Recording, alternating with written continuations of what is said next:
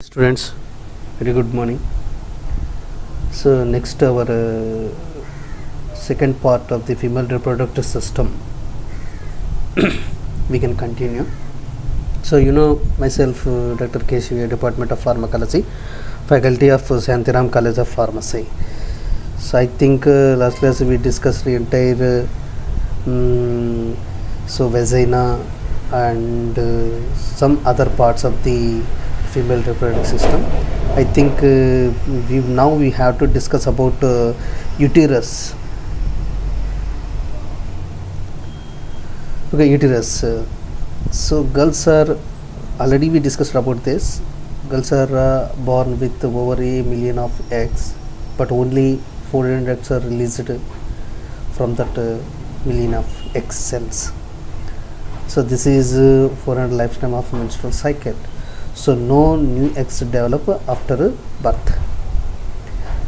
So here the main point here, out of 1 million eggs it releases the 400 out of 1 million egg cells releases the 400 eggs to the in the entire lifetime of menstrual cycles. So this is a fallopian tube. So this is uterus.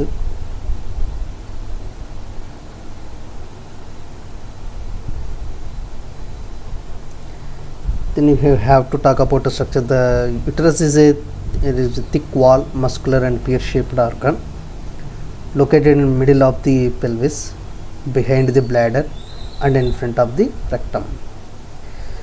The rectum anchored in the position by several ligaments.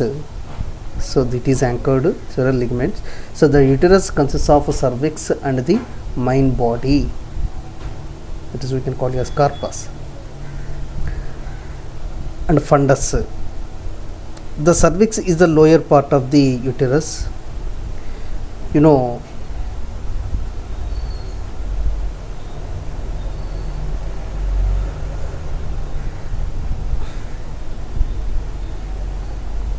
So this is we can call as the entire uterus. This is the lower part of the cervix.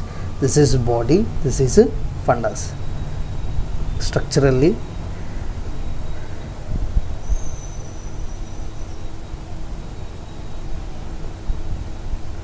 so the cervix is the lower part of the uterus, which protrudes into the upper part of the vagina. It is inserted or chochukoni untundi into the upper part of the vagina. So it can be seen during the pelvic examination. Like the vagina, the cervix is lined with a mucous membrane. So like vagina, the cervix also it is the superficial layer it is made up of mucous membrane. But the mucous membrane of the cervix is smooth when compared to the vagina mucous membrane. The sperm can enter and the menstrual blood can exit the uterus to the channel in the cervix. So through the cervix only the sperm will be enter into the uterus. The cervical canal is usually narrow. So after cervix is the canal, if you observe it is narrow. So but during labor the canal widen to let the baby through. So but during the during labor means when the baby coming outside the canal widen. Next, the cervix is usually a good barrier against bacteria. It's acting as a good barrier for bacteria, except around the time an egg is released by the ovaries. Okay, during the ovulation it's not act as a barrier. So okay, so during the menstrual period of so when it is not act as a barrier, when the ovulation process and during the menstrual period and during labor conditions. The main function of the uterus is to sustain it develop a fetus. So it prepare for this possibility for each month. So at a termination of a pregnancy, it expels the uterine contains. So what is the relations? What are the so the in anteriorly the uterovesical pouch and the bladder, uterovesical pouch and the bladder, and posteriorly the recto-uterine pouch of the Turgles, laterally the broad ligament, the uterine tubes, superiorly the intestine, inferiorly the vagina. So what are the surrounded organs to the uterus? Anteriorly, posteriorly, laterally, superiorly and inferiorly. These are the organs present. So measurements and parts. So 8 centimeters long, 5 centimeters wide, 1.2 centimeters thick, weigh about 50 grams. About the uterus. The parts. So the body of the corpus, the fundus, the corona. So these are all isthmus, cervix, internal and external voice, cervical. This is the entire associated with uterus. Then you come to the structure of the uterus. It is have the 3 layers, that is endometrium and myometrium and perimetrium. So endometrium, it is the inner lining of uterus, nourishes developing embryo, built up each month for pregnancy, if not shed during menstruation. So this is the inner layer. It is always nourished, and also it develops the embryo. Next, myometrium is a muscular in nature. Muscular, it is made up of muscle and supports fetus contracts of birth and to shed the endometrium during menstruation. Perimetrium. So this is a serous membrane that lines the outside of the uterus. So what are the blood supplies? Uterine artery. So the name gives the answer here. The uterus, this is uterine artery, branch of internal iliac artery, and veins, internal iliac vein. So deep and superficial lymph vessels. Nerve supply, parasympathetic and sympathetic nerves, fallopian tubes. So connected to each ovary, eggs will enter through an opening called fibria. Cilia sweep the egg down towards the uterus. Fertilization will occur here, or it will die within 48 hours. So fallopian tubes. So the fallopian tube, again it is 4: fibria, ampoule, isthmus. These are the parts of the fallopian tube. So this fibria have the cilia. It will drag sweep the egg from the ovary. Then after that egg, it is enter into the ampoule. Then after that, it is slowly fertilization. It is happen. So fertilization will occur, or it will die within 48 hours. So this is the fallopian tube. So this is here the is a small part, here the small part, here is the ovary. So it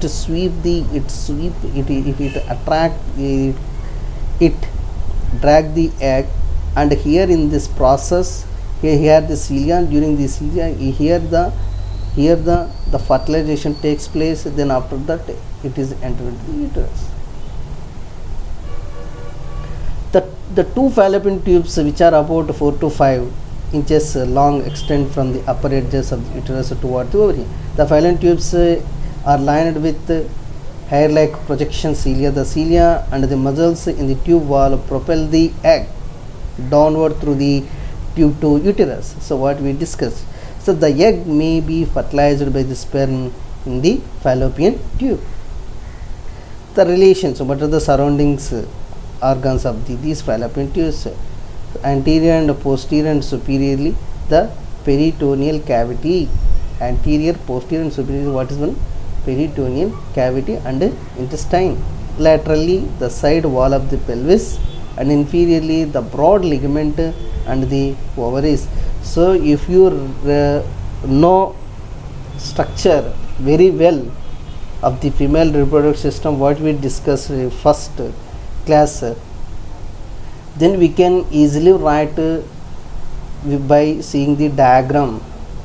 Next, inferiorly the broad ligament and ovaries, and medially the tube lies between the uterine tubes.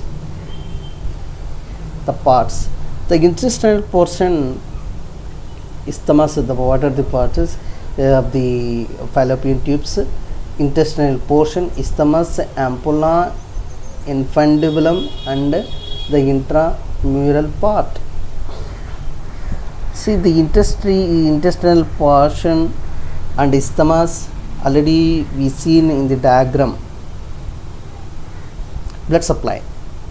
So what are the blood supply? Arterial, uterine and ovary artery, and venous ovarian vein, lymphatic along with the ovarian vessels to para-aortic nodes. So these are the lymphatic system. Nerve supply, uterine, uterine, ovarian nerves from the sympathetic and parasympathetic ovaries. The ovaries, next come to the part is ovary. The ovaries are usually purely colored, oblong and about the size of a walnut. How the walnut it will be there, like that it will be present.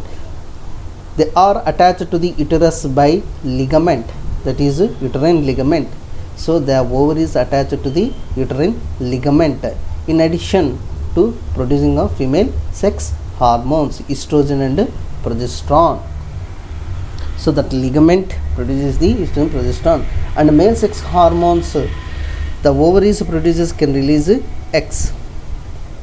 The developing egg cells oocyte are contained in the fluid-filled cavity follicle in the wall of the ovaries. Each follicle contains one oocyte. So this is ovary.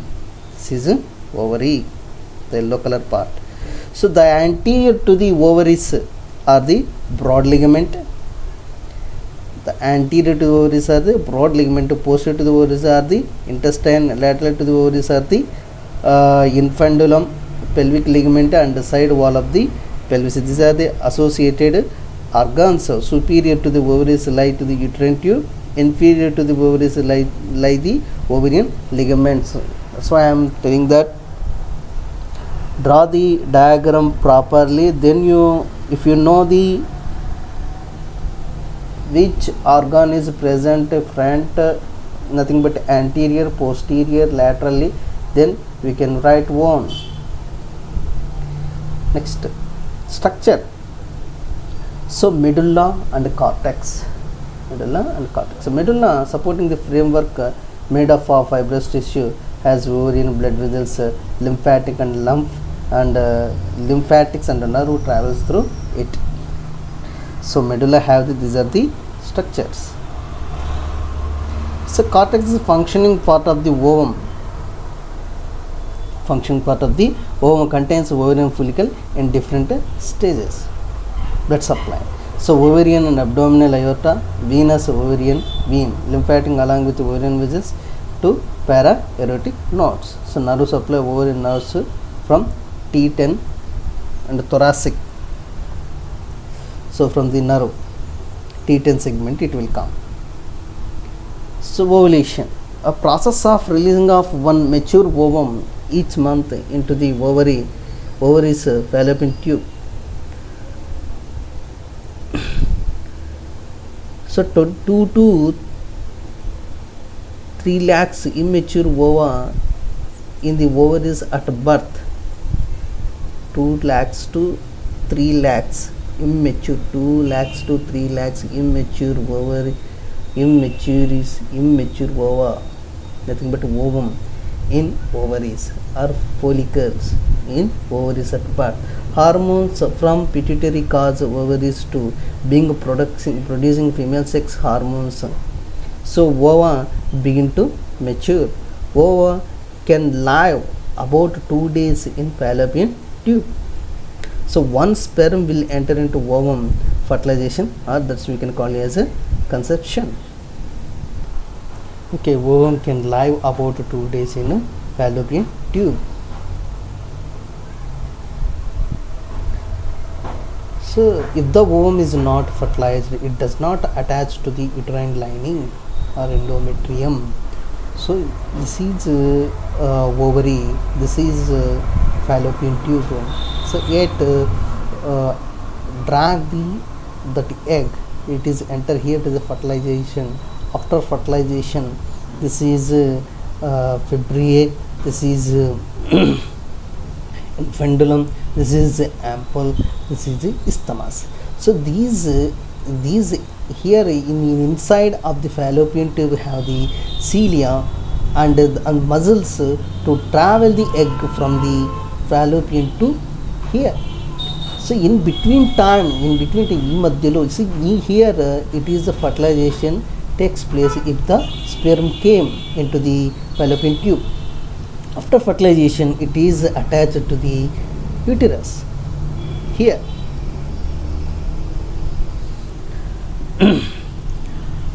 So muscles of the uterus contract, lining break down, so that is cramps. So lining, if the fertilization not takes place, the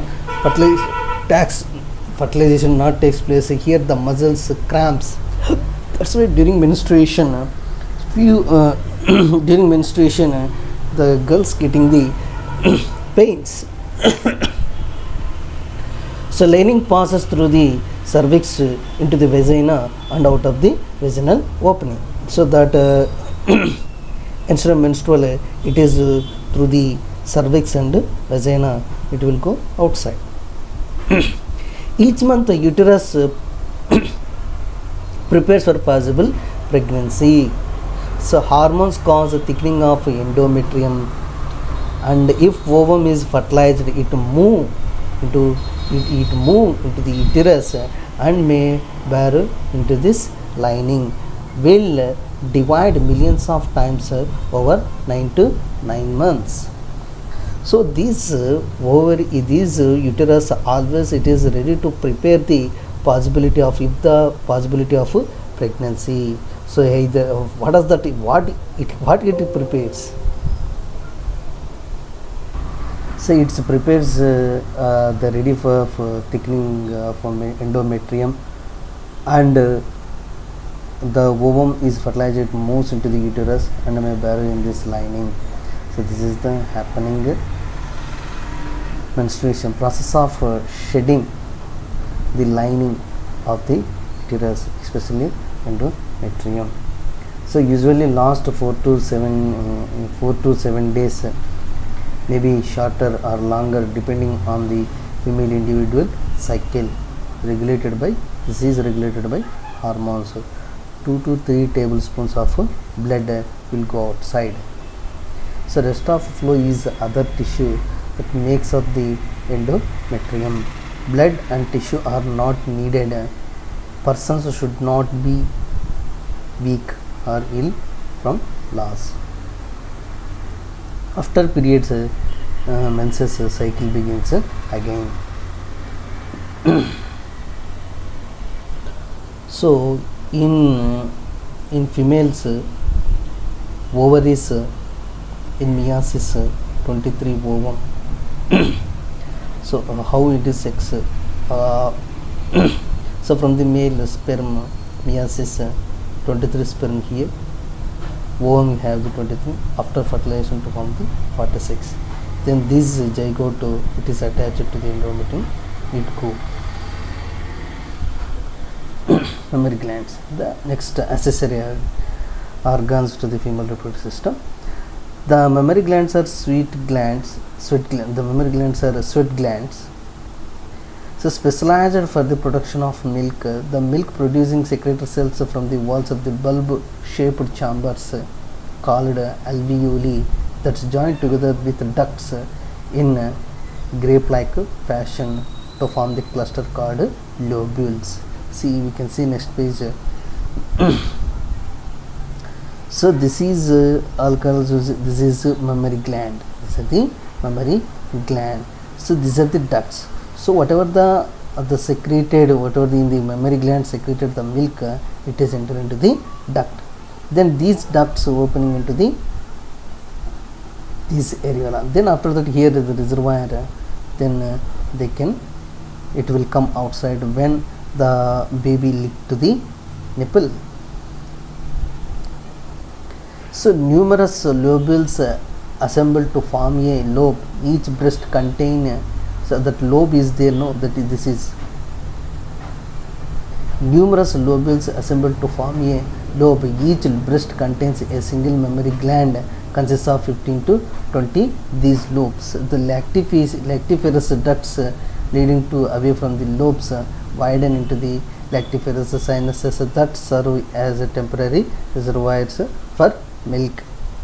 So the breasts begin to enlarge in female at the onset of puberty. So proliferating adipose tissue expand the breast, so while suspensory ligament attached to the underlying fascia providing support. So in non-pregnant females the glands and ducts are not fully developed.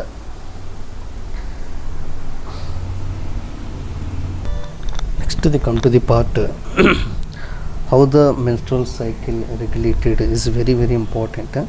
Through the hormones the menstrual cycle is regulated. So natural changes that occurs in the uterus and ovary as an essential part of making sexual reproduction is possible. So essential for the production of eggs and for the preparation of uterus for pregnancy. So you know average length is 28. Age of 11 and 14 it will come, it will start, controlled by hormones. Interaction between the how these hormones released from mainly hypothalamus and pituitary. So that interaction between the hypothalamus organ, pituitary organ, ovaries and uterus. So how it is regulated in our body. So through the brain, the hypothalamus and pituitary gland, it releases hormones, and that hormone to target the particular organ present in the reproductive system, then it will regulate it.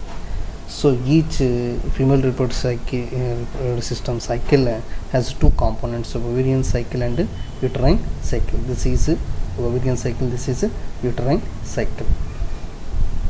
Fine.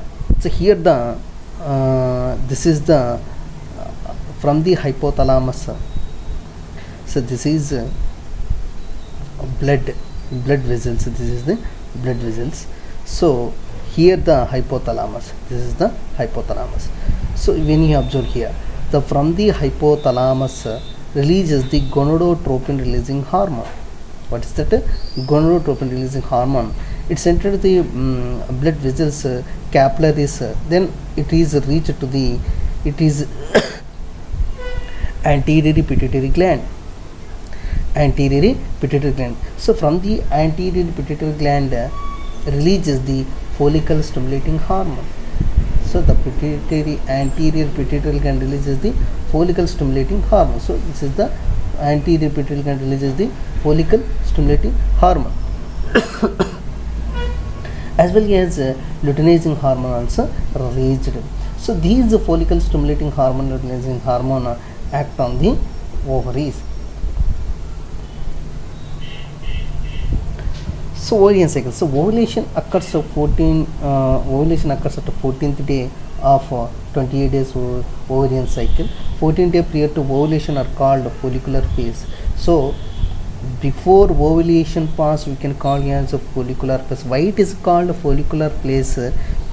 It is from the follicle. So from the, it will start primary follicle, then after that secondary follicle, then after maturated. So this is the entire happen in the follicle. That's why it is a follicular phase.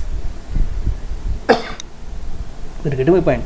After ovulation, that part takes place luteum.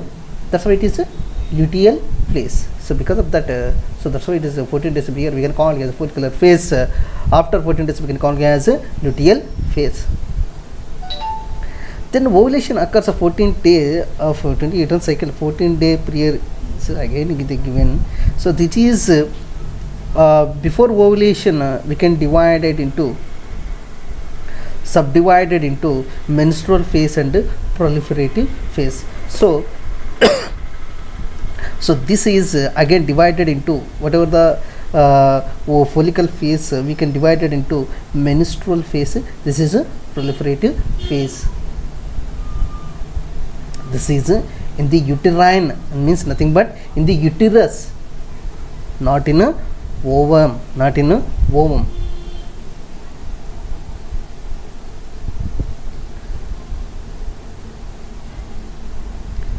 Then while 14 days after 14 days ovulation constitutes the secretory phase. So this is, we can call it as a secretory phase after ovulation.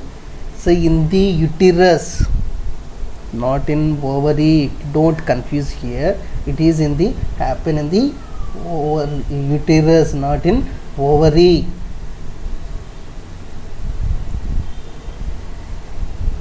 Once again I will give you. This is in the ovum. It is in the ovum. It is in the ovum. This is in uterus. అంటే మనం ఏదైతే చెప్తున్నామో ఇక్కడ ovulation ముందు Orion సైకిల్లో ovulation ముందు ఏదైతే చెప్తున్నామో అక్కడ అప్పుడు యూటరస్లో ఏం జరుగుతుంది అంటే menstrual face, proliferative face. After ovulation తర్వాత ఏం జరుగుతుంది యూటరస్లో సెక్రెటరీ ఫేస్ అనేది జరుగుతుంది. Fine. So in the ovary we said that follicular phase and luteal phase. So if you taken the follicle phase in the first 5 days, out of 28 days, first 5 days gonadotropin stimulates anterior pituitary to increases the production of follicle stimulating and luteinizing hormone. So from the anterior pituitary and which here releases the follicle and already we discussed. So that follicle stimulating hormone is more first up to 5 days. Okay. So from day 6 to 13 primary follicles form secondary follicles. So day 6 నుంచి days 30 వరకు primary follicle is converted into secondary follicle. This is primary follicle. So in the 1 to 5 days of primary follicle it is formed. So in the first 5 days releases these hormones along with formation of primary follicle. Here primary follicle anna oocyte anna okate. Then 6th to 13th to form the secondary follicle. Then after 16 hours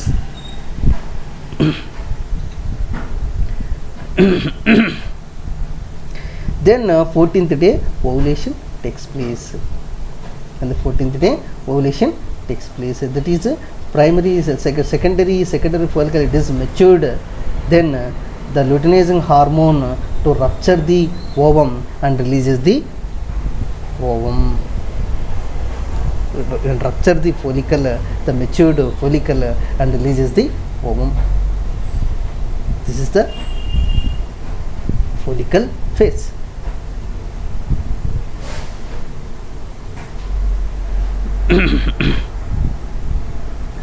So after 16 hours the maturation of follicle called Graafian follicle just prior to ovulation and primary oocyte completes meiosis to form secondary haploid cells. That is the thing. So here after that so what is happening here, the diagram. Next, ovulation and luteal phase. So release secondary oocyte from mature follicle. See, I have to tell here one point. The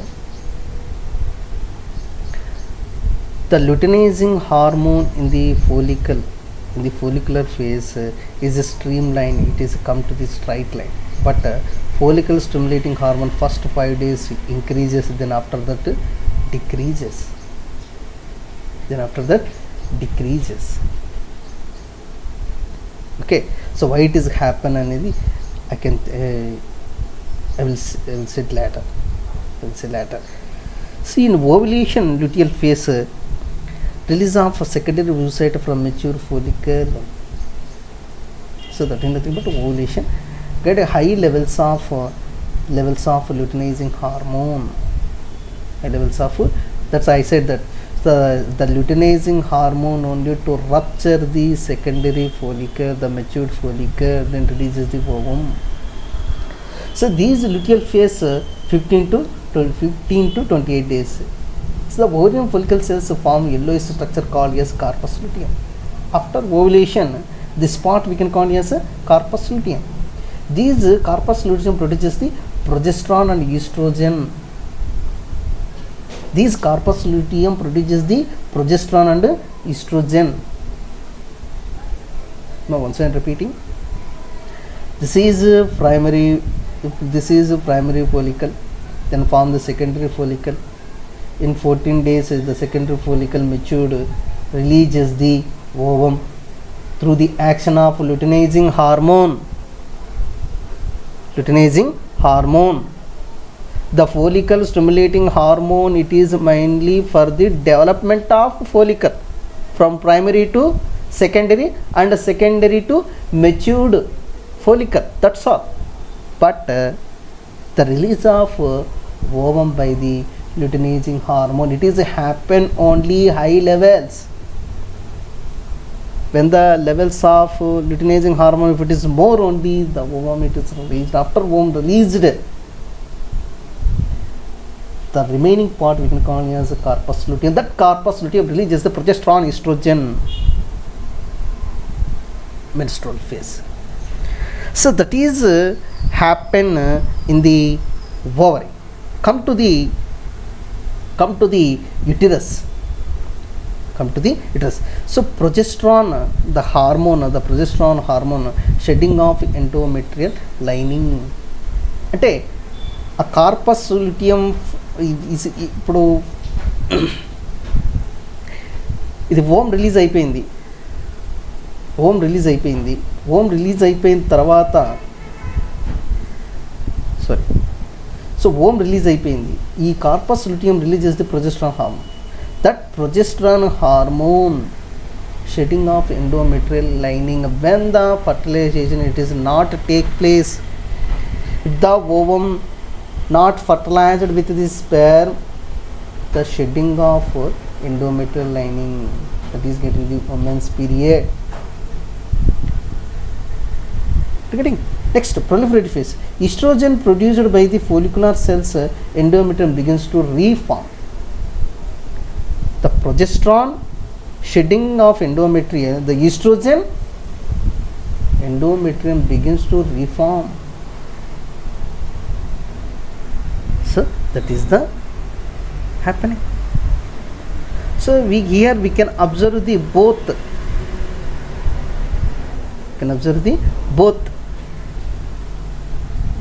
Here the names very. This is a follicular phase. So the released. Then if you observe the uterus, here the follicular phase. Here the main rupture, and here the progesterone propagation. Then this is a Graafian follicular phase. This is follicle phase, Graafian follicle. Then this is uterine phase. So this is endometrial shedding. Then this is a proliferation phase. This is a proliferation phase. This is a shedding phase. Here the little bit here clarity is there. The follicle stimulating hormone, luteinizing hormone, very small. For FSH, first it is released more, then after that down, then again after that follicle stimulating and luteinizing hormone both are increased at the time of ovulation part. Especially luteinizing hormone Luteinizing hormone is more, follicle stimulating hormone very less. Okay, so during the first shedding progesterone hormone when it is released, this is happening, this is opposite. Then after that proliferative phase. Next come to the secretor phase. Already we said that any uterine cycle in the uterus before the ovulation, menstrual phase and proliferative phase, then after that secretory phase.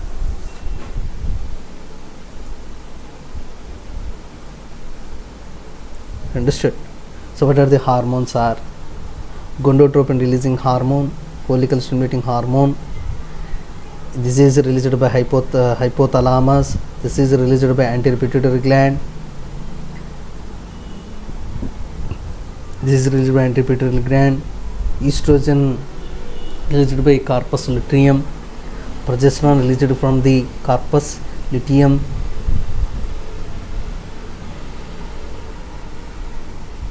This is not clear.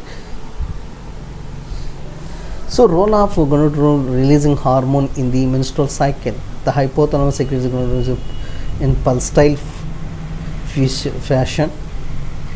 First evident of puberty. So this is already we discussed. The release of gonadotropin is modulated by the external neural signals.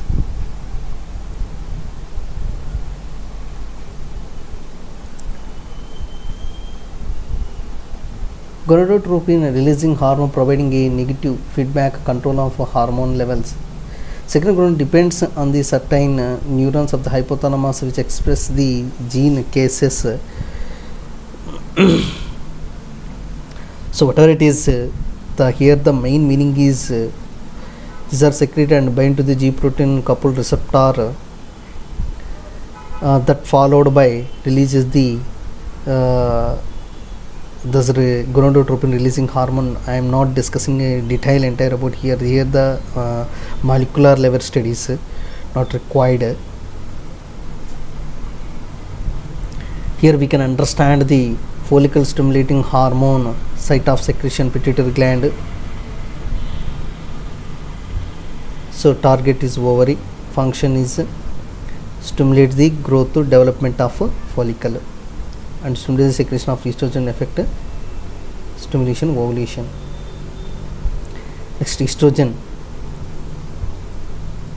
it is in the ovary, endometrium, lining of the uterus. Estrogen, it is released from the ovary, that is corpus luteum, where it is function endometrium, lining of the uterus. Estrogen to form the endometrium. So repair of uterine lining is the thing. Next, luteinizing hormone, it is released from the pituitary gland, where it is function ovary. It is mainly ovulation and the development of the corpus luteum. Next, progesterone, it is released from the corpus luteum.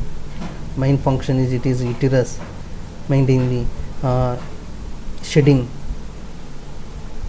And also these progesterone, when it is released, inhibit the release of follicle stimulating hormone and inhibit the release of luteinizing hormone. It is very, very important. When the corpus luteum releases the progesterone, that progesterone, when it is levels increased, inhibit the release of follicle stimulating hormone and luteinizing hormone from the anterior pituitary gland.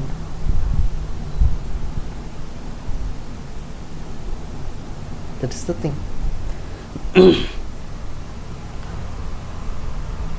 So whatever we given entire we discussed about here, what are the just now we discussed. This is overall information. Hypothalamus, gonadotropin releasing hormone. This is anterior pituitary gland, releases the luteinizing hormone and follicle stimulating hormone. So in the follicle stimulating hormone, develop the follicle from primary to secondary to matured. That matured releases the matured follicle releases the ovum. The luteinizing hormone and follicle stimulating hormones. Here see, rupture of follicle, ovulation. Then after that, the remaining part we can get corpus luteum. The corpus luteum releases the progesterone and estrogen. So that progesterone, here the progesterone, if it is in increased levels in the bloodstream, it inhibits the activity of from the hypothalamus, negative action when the progesterone levels increases. Next, one more important point here, inhibin released from these follicle, the mature follicle. Inhibin released from the mature follicle. These inhibin to inhibit the pituitary gland. Then after that, inhibit the release of luteinizing hormone, follicle stimulating hormone. But don't confuse here.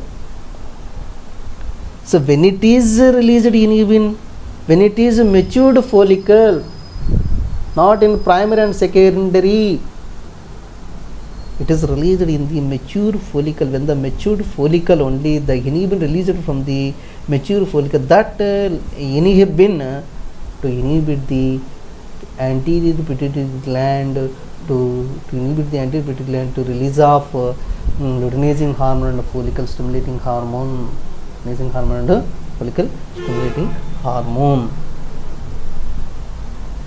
correct or not? So these are the follistatin is also one drug. Estradiol is a drug. This is not required now. So hormones of feedback control of a menstrual cycle, what you discussed.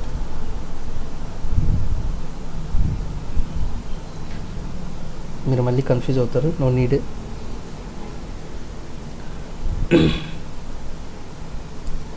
Control of hypothalamus.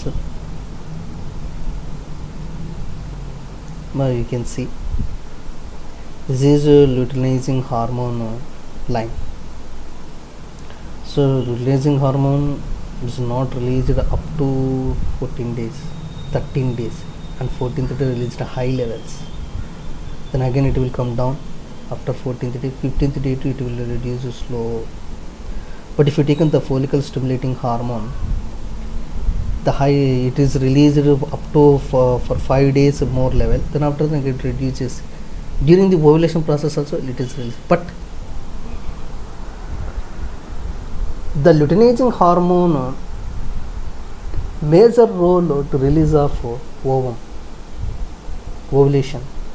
Follicle stimulating also it is released, but when compared to luteinizing hormone it is more role. Then after that, here the follicle stimulating hormone first 5 days, then on 14th day it is released more, then after that again it will reduce it up to 28 days. So this is the graph regarding. So ovarians, this is cycle.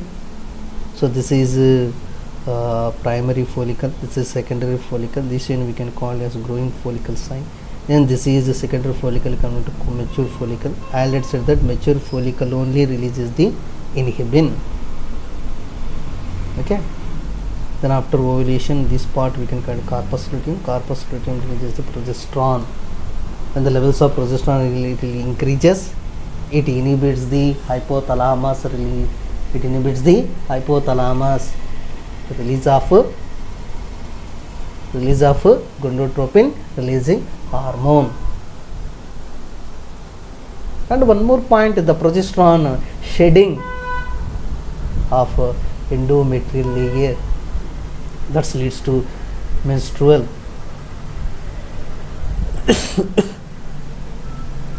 Next, placenta. So after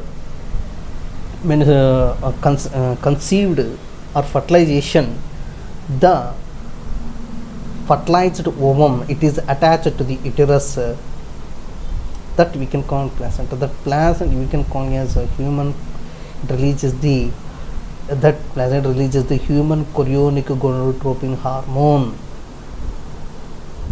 releases the human chorionic gonadotropin hormone. When the fertilized ovum attached to the uterus, that attached, that placenta, it produces the human chorionic gonadotropin hormone.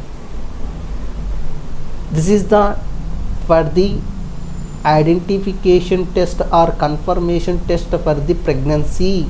In the bloodstream, the human chorionic gonadotropin, if it is there, the pregnancy getting the positive. The kit whatever available in pharmacy stores, it is mainly depending upon the human chorionic gonadotropin hormone. This is in remaining no need. These are the molecular weight something. So menstrual diseases is dysmenorrhea, menorrhea, venerea, several diseases, uterofibrosis, endomyofibrosis, other risk factors, diagnosis. So these are the diagnosis factor, when we have to diagnosis and what medications is available to respective diseases. Thank you, one another.